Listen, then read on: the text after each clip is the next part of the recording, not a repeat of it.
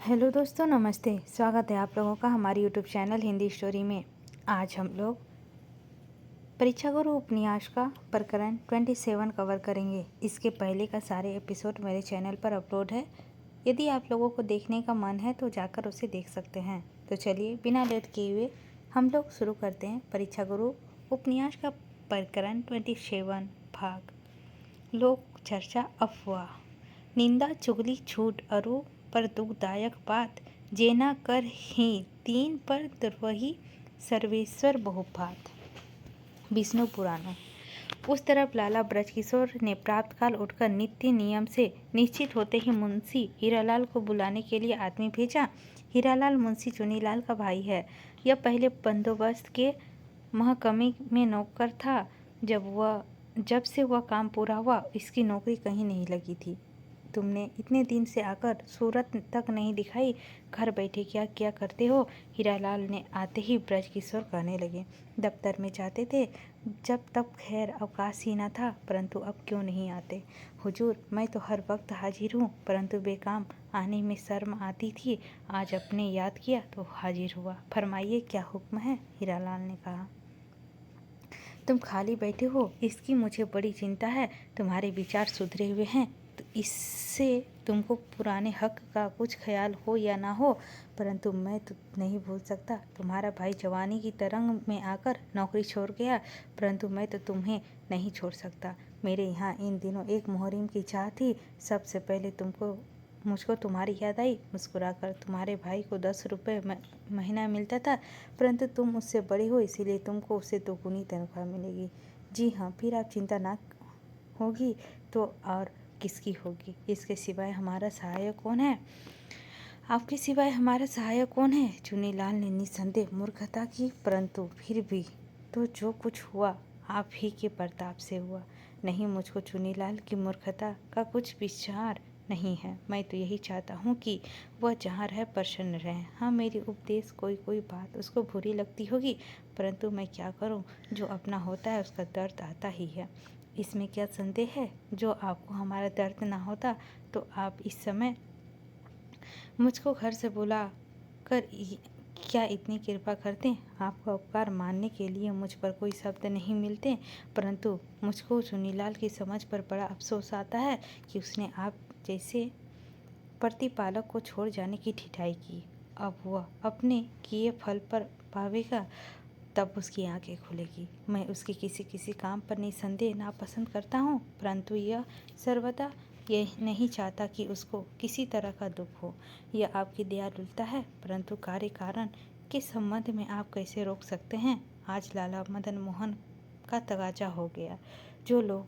जो ये लोग आपका उपदेश मानते तो ऐसा क्यों होता? हाय हाय, तुम ये क्या कहते हो? मदन मोहन का तगाजा हो गया? तुमने यह बात किसने सुनी? मैं चाहता हूँ कि परमेश्वर करे यह बात झूठ निकले। लाला ब्रजकिशोर इतनी बात कहकर दुख सागर में डूब गए। उसके शरीर में बिजली सा तार एक झटका लगा। आंसू भर आए, हाथ पांव शीतल हो गए। मदन मोहन ने अचरज से बड़े दुख के साथ यह परिणाम पहले ही समझ रहे थे, इसीलिए उसको जितना दुख होना चाहिए पहले ही हो चुका था। तथापि उसको ऐसी जल्दी इस दुखदायी खबर को सुनने का सर्वथा आशा न थी, इसलिए यह खबर सुनते ही उसका जी एक साथ उमड़ आया। परंतु वह थोड़ी ही देर में अपने चित्त का समाधान करने लगे। हाँ, कल क्या था, आज क्या हो गया? सिंगार रस का सुहावना रमा एकाएक करुणा में बदल गया। बेल्जियम की राजधानी बेल्जियम की नेपोलियन की चढ़ाई की थी। उस समय दुर्दशा इस समय याद आती है। लॉर्ड विलियम लिखता है, निजी में बरलेसन गाजी रहो, बल रूप बढ़ाए बरजी रहो, अति रूपवती युवती दसरे, बलवान सुजान जवान लसे, सबके मुख दीपक सो दम के, सबके हित आनंद सोधम के, बहुपति विनोद प्रमोद करे, मधुर सुर गाय उमंग भरे, जब लगन को मृदु तान उड़े, प्रिय प्रियतम नैनन सैन जुड़े, चाहो और सुखी सुख छपराय हो, जहु बिहान छठ निभाय भयो, पर मौन गहो अभिलोक इतो, यह होत भयानक शब्द कहें, डरपोनो जिन चंचल बहु बहे, अथवा रत दौलत अहत है, प्रिय नाचो तो नाचो हूँ ना ठहरो, आप अपने सुख की अवधि ना करो। जन छौपंस और उमंग मिले, सब लुटन को दोहों दूर चले। तब नींद केहूँ निस आवत है, कुछ औरतों औरहूँ बात सुहावत है। पर कान लगा अब फेर सुनो, वह शब्द भयानक है तू कोनो। घनघोर घटा गरजी अभी, तीनों कूंज मनो दुखराय रही। यह तोप दनादन आवत है, डिंग आवत भूमि कँपवावत है। सब शास्त्र जनों, घबराहट बढ़ो सब सुख दूर भयो। सुख जो विपलो कल्पो सब ही, तिनकी करुणा नाही जाने कहीं। निज कोमलता सुनी लाज गए, सुख पोत तत्क्षण पीत भय। दुख पाए कराही वियोग रहे, जानो प्राण वियोग शरीर सहे। काहीं भांति करो अनुमान यूं ही, प्रिय प्रियतम नैन मिलो कहूँ। सब जब ना सूख चैन ही रात गई, इन्हीं भांत भयानक प्रात भई। यह है खबर तुमने किससे सुनी। चुन्नीलाल अभी घर भोजन करके आया था। वह कहता था, वह अब तक घर में हो, उसे एक बार मेरे पास भेज देना। हम लोग खुशी प्रशंसा में चाहे जितने लड़ते झगड़ते रहें, परंतु दुख दर्द में सब एक हैं। तुम चुन्नीलाल से कह देना मेरे पास आने में कुछ संकोच ना करें, मैं उससे जरा भी अप्रसन्न नहीं हूँ। राम राम, यह हुजूर क्या फरमाते हैं? आपकी अप्रशंसा का विचार कैसे हो सकता है? आप तो हमारे प्रतिपालक हैं। मैं जाकर अभी चुन्नीलाल को भेजता हूँ, वहाँ आकर अपना अपराध क्षमा कराएगा और चला गया हो तो शाम को हाजिर होगा। हीरालाल ने उठते उठते कहा, अच्छा तो कितनी देर में आओगे? मैं अभी भोजन करके हाजिर होता हूँ। यह कहकर हीरालाल रुखसत हुआ। लाला ब्रजकिशोर अपने मन में विचारने लगे कि अब चुन्नीलाल से सहज में मेल हो जाएगा, परंतु यह तगाजा कैसे होगा। कल हर किशोर क्रोध में भर रहा था, इससे शायद उसी ने यह अफवाह फैलाई हो। उसने ऐसा किया तो उससे क्रोध ने बड़ा अनुचित मार्ग लिया और लोगों ने उसके कहने में आकर बड़ा धोखा खाया।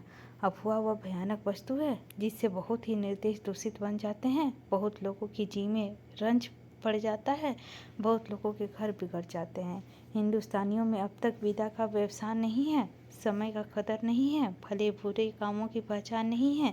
इसी में यहाँ के निवासी अपना समय औरों को निज की बातों में हंसियाँ लगाने में, इधर से उधर में जलमट हाँकने में खो देते हैं। जिन्हें तरह तरह की अफवाहें पैदा होती है और भल मानसों की झूठी निंदा अफवाह की जहरी पावन में मिलकर उसके सुयूद को धुंधला करती है। इन अफवाह फैलाने वालों में कोई कोई दर्जन खाने कमाने वाले हैं, कोई कोई दुष्ट बैर और चलन के औरों की निंदा करने वाले हैं, और कोई पापी ऐसे भी हैं जो आप किसी तरह की योग्यता नहीं रखते, इसलिए अपना भरम बढ़ाने के लिए बड़े बड़े योग्य मनुष्य को साधारण भूलों पर टीका करने के आप उसके बराबर के लिए बना चाहते हैं, अथवा अपना दोष छिपाने के लिए दूसरे को दोष ढूंढते फिरते हैं, या किसी को निश्चित चर्चा सुनकर आप उससे जुदे बने के लिए उसकी चर्चा फैलाने में शामिल हो जाते हैं, या किसी लाभदायक वस्तु को केवल अपना लाभ विचार रखने के लिए औरों के आगे निंदा किया करते हैं। पर बहुत से ठिठुलिए अपना मन भलाने के लिए औरों को पंचायत ले बैठते हैं। बहुत से असमझ भोले भाव से बात का मर्म जाने बिना लोगों को बनावट में आकर धोखा खाते हैं। जो लोग औरों की निंदा सुनकर काँपते हैं, वह आप ही अपने अनजान पने के औरों की निंदा करते हैं। जो लोग निर्दोष मनुष्यों को निंदा सुनकर उन पर दया करते हैं, वह आप ही धीरे से कान में झुककर औरों को कहने के वास्ते मने कर औरों की निंदा करते हैं। जिन लोगों के मुख में यह बात सुनाई देती है, वे बड़ी खेद की बात है, बड़ी बुरी बात है, बड़ी लज्जा की बात है। यह बात मानने योग्य नहीं, इसमें कोई संदेह नहीं। इन बातों के से हाथ उठाओ, वह आप ही औरों की निंदा करते हैं। वह आप ही अफवाह फैलाने वालों की बात पर थोड़ा बहुत विश्वास रखते हैं। झूठी अफवाह से केवल भोले आदमियों की चित्त पर ही बुरा असर नहीं होता, वह सावधान से सावधान मनुष्यों को भी ठगती है। उनका एक एक शब्द भले मानसों की इज्जत लूटता है। कल्प दुर्ग में कहाँ है, हो चुकल सत्सर्ग में सज्जन मनहु विकार, कमल गंध वाही गलिनी धूल उड़ावत प्यार। जो लोग असली बात निश्चित किए बिना केवल अफवाह के भरोसे किसी के लिए मत मान लेते हैं, वह उसके हक में बड़ी बेवफाई करते हैं। अफवाह के कारण अब तक हमारे देश के बहुत कुछ नुकसान हो चुका है। नादिर शाह में हार मानकर मोहम्मद शाह से दिल्ली में लीवा लाया। नगर निवासियों ने यह झूठी अफवाह उड़ा दी और नासिर शाह मर गया। नासिर शाह ने इस झूठी अफवाह को रोकने के लिए बहुत उपाय किए, परंतु अफवाह फैले पीछे कब तक रोक सकती है। लाचार होकर नासिर शाह ने विजय बोल दिया। दोपहर के भीतर लाख मनुष्य ने अधिक मारे गए, तथापि हिंदुस्तानियों की आंख ना खुली।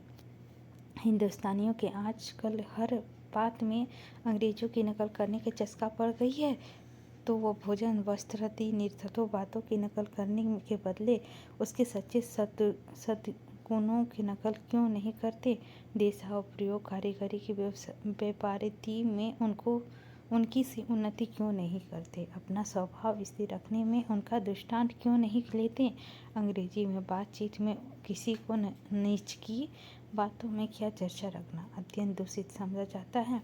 किसी की तनख्वाह या किसी की आमदनी, किसी की अधिकार या किसी का रोजगार, किसी का संतान या किसी का घर का वितरण पूछा हो तो कहने में हाय, कहा हो तो सुनने में यह लोग आनाकानी करते हैं। और किसी समय में तो किसी का नाम, पता और उम्र पूछना भी ठिठाई समझा जाता है।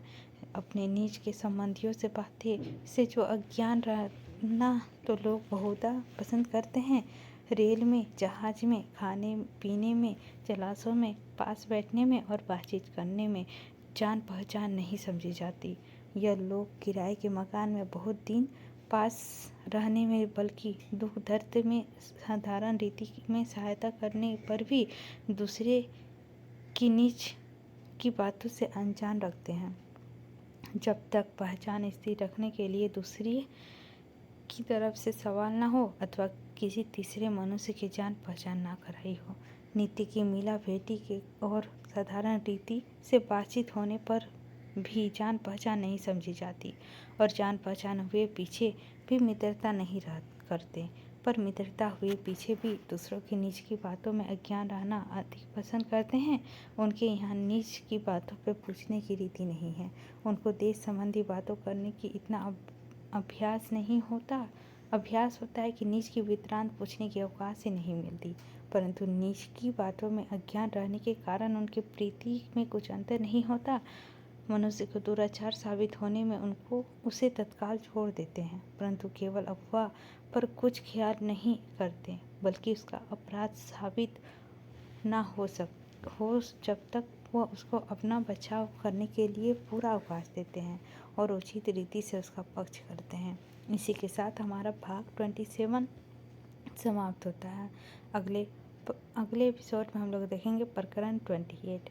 इसी के साथ लेते हैं विदा।